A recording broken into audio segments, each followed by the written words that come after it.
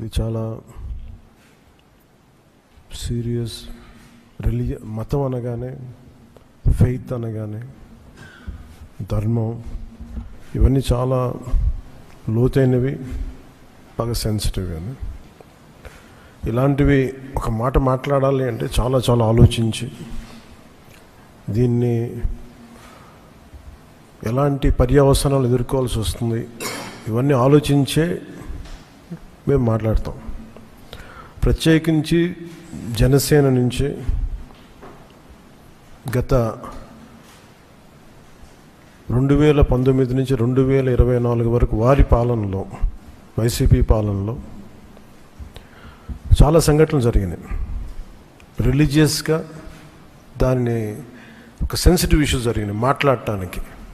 ఉదాహరణకి రామతీర్థంలో రామచంద్రమూర్తి, శ్రీరాముడు, ఈ దేశం కొలిచే శ్రీరామచంద్రుడి విగ్రహాన్ని శిరిచ్ఛేదం చేస్తే ఎవడో ఆగతాయి చేశాడు, ఎవడు పిచ్చోడు చేశాడు.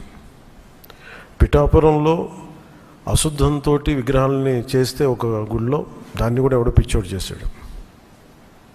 ఈ కల్తీ లడ్డుల నేపథ్యం గురించి మనం ఎవరి గురించి మాట్లాడుకోవాలి, వాళ్ళ గురించి తెలుసుకోవాలి కొంత. అలాగే దుర్గమ్మ వారి ఆలయంలో వెండి విగ్రహాలు మన దొంగతనం జరిగితే ఇవి పోతే ఇంకోటి కొనుక్కుందాం, దీనికి ఏంటి బిల్డింగ్లు మేడలు కడతామా, మిద్దెలు కడతామా. అలాగే అంతర్వేదిలో రథం కాలిపోతే ఎవడో పిచ్చోడు చేశాడు. ఇలాంటి సంఘటనలు నెల్లూరు నుంచి మొత్తం రాష్ట్రం నలుమూలల 219 సంఘటనలు ఇలాంటి జరిగినాయి. డెసక్రేషన్ ఆఫ్ టెంపుల్స్, దేవాలయాలు కావచ్చు, దేవాలయ పరిసర ప్రాంతాలు, దేవాలయాలు అపవిత్రం చేయటం. ఎక్కడ కూడా ఒక్కరి నిర్ణయం తీసుకున్న దాఖలాలు ఎక్కడా లేవు. ఇలాంటి నేపథ్యంలో కూడా ప్రత్యేకించి జనసేన నుంచి కానీ మేము ఎక్కడ చాలా దాన్ని పొలిటికల్గా కానీ దానికి ఒక మైలేజ్ వస్తుందేమో, దాని ఒక ఎమోషనల్ ఓట్ బ్యాంక్, అసలు ఆ నిర్ణయం ఎప్పుడు తీసుకోవాలి. పదే చెప్పాం, కరెక్షన్ చేశాం తప్ప. అంత నిబద్ధత పాటించిన మేము స్వామివారి పాదాల చెంత రక్షింపబడ్డ గౌరవ ముఖ్యమంత్రి నారా చంద్రబాబు గారు కానీ చాలా జాగ్రత్తగా, అప్రమత్తతోనే మాట్లాడతాం, చాలా జాగ్రత్తగా మాట్లాడతాం. ఎన్డీఏ సమావేశంలో మా అందరినీ ఉద్దేశించి మేమందరం కూర్చొని మాట్లాడే సమయంలో NDDM, national dairy development board, ఈ రిపోర్టు గౌరవ ముఖ్యమంత్రి గారు మాకు చదివి వినిపించారు.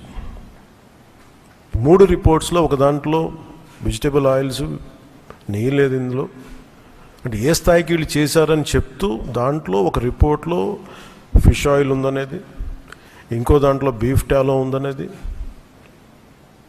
ఇంకో దాంట్లో లాడ్ పంది కొవ్వు ఉందనేది, ఇంకో దాంట్లో గొడ్డు కొవ్వు ఉందనేది. ఇది చాలా సెన్సిటివ్ ఇష్యూ.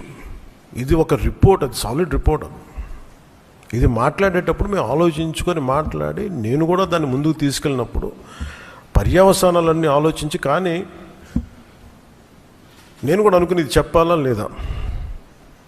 ముఖ్యమంత్రి గారు చెప్పారు దీన్ని ఎంత తీసుకెళ్ళాలి. ఎందుకంటే మా భయం ఏంటంటే సెన్సిటివ్ అయ్యి మనం చేసేసామా, భగవంతుడితోటి మీకు గతంలో చెప్పినట్టుగా రామచంద్రమూర్తి విగ్రహం తల నరికేస్తే రామతీర్థంలో, దాన్ని చేయడం మళ్ళీ ఇప్పుడు చేసి దీని మీద మనం తప్పుగా అనుకుంటారా, లేదంటే దీన్ని కూర్చోబెట్టి రాజకీయ పరంగా లబ్ధి పొందుతారు, ఇలా ఆలోచిస్తారని చెప్పి 1-2 రోజులు ఆలోచించినా కానీ చెప్పకపోతే ఏం జరుగుతుంది.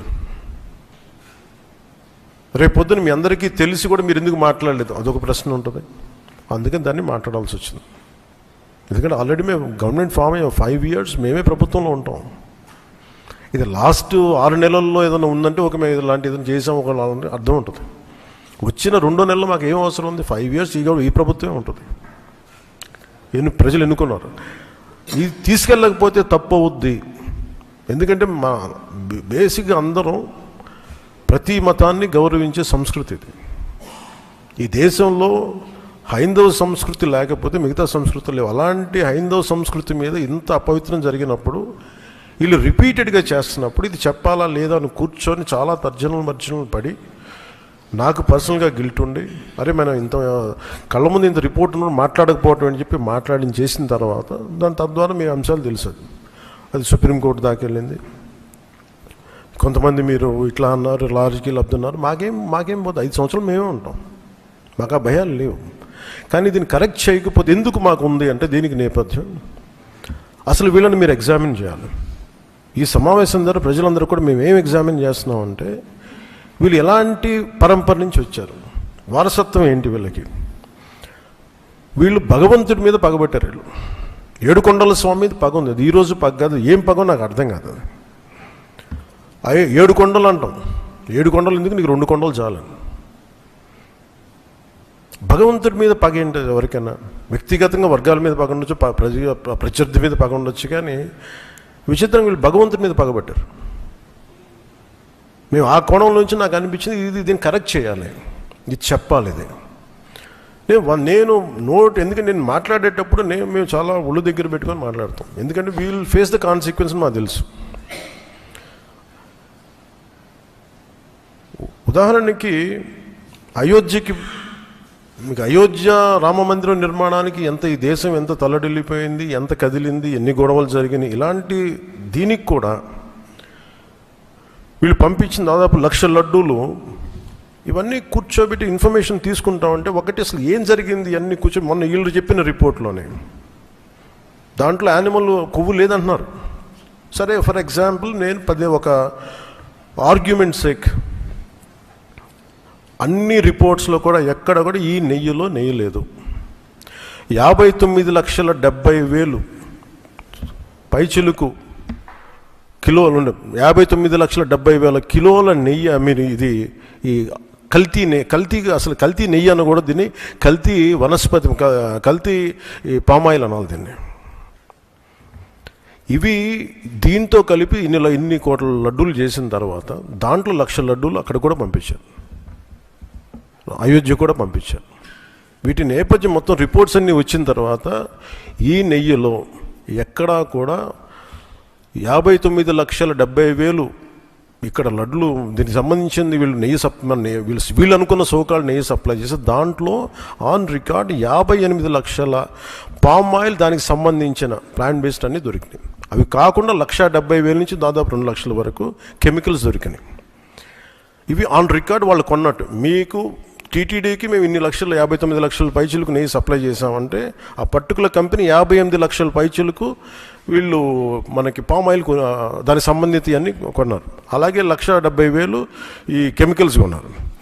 ఇవన్నీ చాలా ఆన్ రికార్డ్ దొరికారు. ఎక్కడా కూడా సిబిఐ కానీ ఎక్కడ క్లీన్ చిట్ ఇవ్వలేదు. క్లీన్ చిట్ ఎక్కడ ఇవ్వలేదు. వాళ్ళు వెరీ క్లియర్ కట్గా చెప్పింది ఈ నెయ్యిలో పూర్తిగా ఇది ప్లాంట్ బేస్డ్, అంటే ఇది దీంట్లో నెయ్యి మన పాల నుంచి పాల కొవ్వు నుంచి రావాల్సింది, దీంట్లో ఇది లేదు. చాలా చాలా స్పష్టంగా అది చెప్పారు. మిగతాయి మేము నిర్ధారించలేకపోతాం, మా దగ్గర ఇన్ఫర్మేషన్ లేదనేది ఒక రిపోర్ట్ వాళ్ళు చెప్పింది. అలాగే national dairy development board very క్లియర్గా చెప్పింది దీంట్లో ఫిష్ ఆయిల్, అలాగే గొడ్డు కొవ్వు, పంది కొవ్వు, ఇవన్నీ లార్డ్ మన ఇంగ్లీష్ పదాలతో ఇవి ఉండే అవకాశాలు ఉన్నాయి. చాలా స్పష్టంగా వాళ్ళు ఇచ్చారు.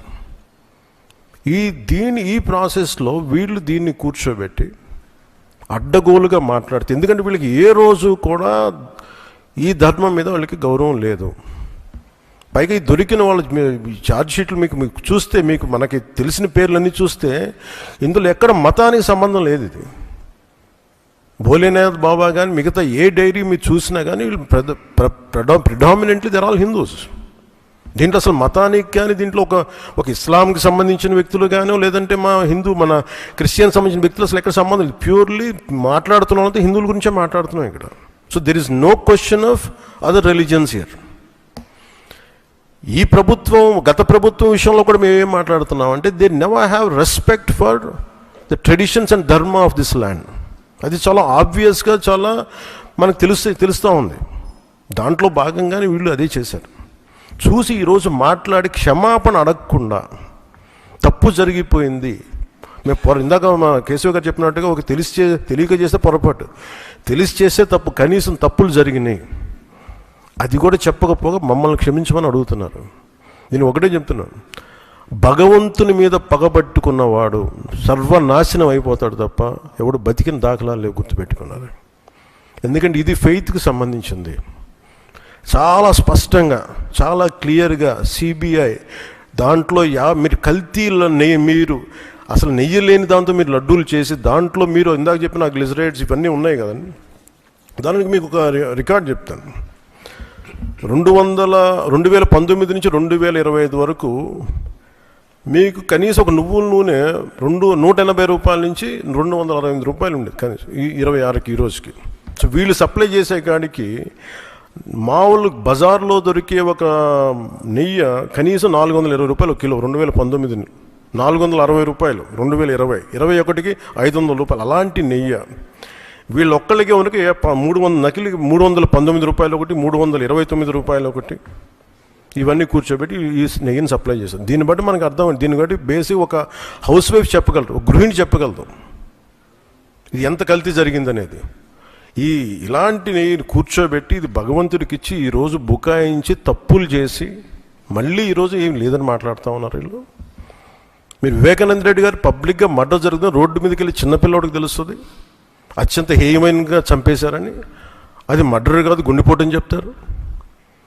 వెండి విగ్రహాలు పోతే, అమ్మవారి విగ్రహాలు పోతే పోయిందంటారు. విగ్రహం కాల్చి ఎవరన్నా అపవిత్రం జరిగితే ఎవడు పిచ్చోడు చేసాడు అంటారు.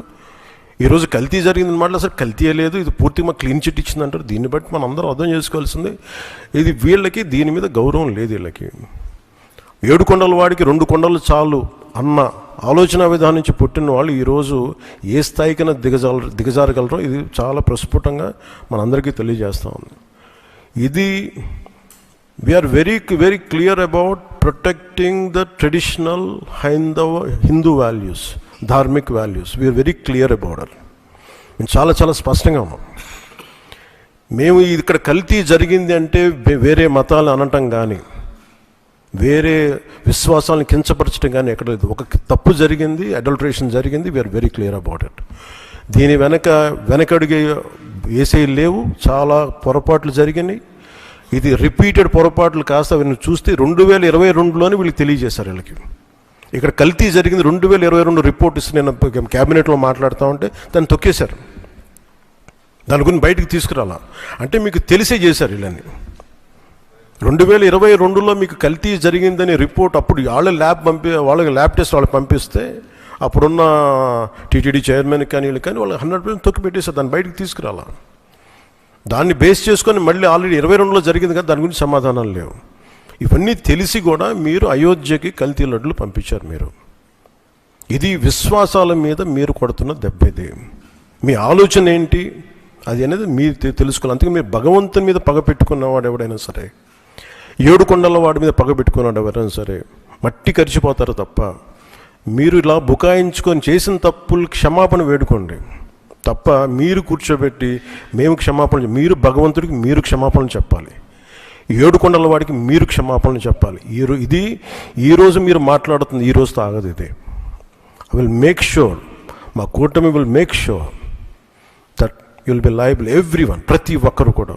ఇది ఎంత టైం పడుద్ది, ఏం టైం పడుద్ది అనేది సిబిఐ ఫర్దర్ రిపోర్ట్ రావాలి, అది కేసులోకి మన కోర్టులకు వెళ్ళాలి. అన్నీ అయిన తర్వాత ప్రతి ఇది అయితే మేము 100% దీన్ని వదలం. ఖచ్చితంగా ఈ దోషులను ఎవరైతే ఉన్నారో మేము క్షమాపణ చెప్పడం కాదు, మీరు భగవంతుడికి మోకరిల్లే వరకు యుద్ధం సాగొద్దు.